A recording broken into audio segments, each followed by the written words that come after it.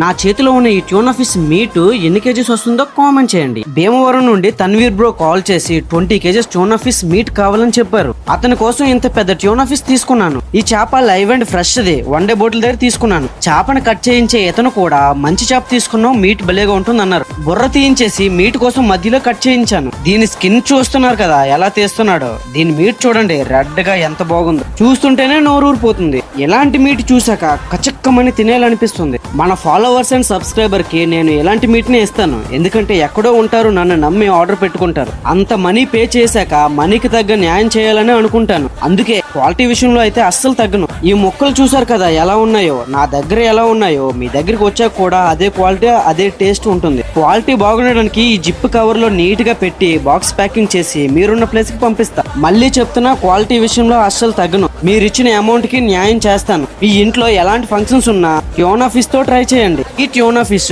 ఎన్ని కేజెస్ ఉంటుందో కామెంట్ చేయండి. ఫాలో అండ్ సబ్స్క్రైబ్ చేయడం మర్చిపోవద్దు.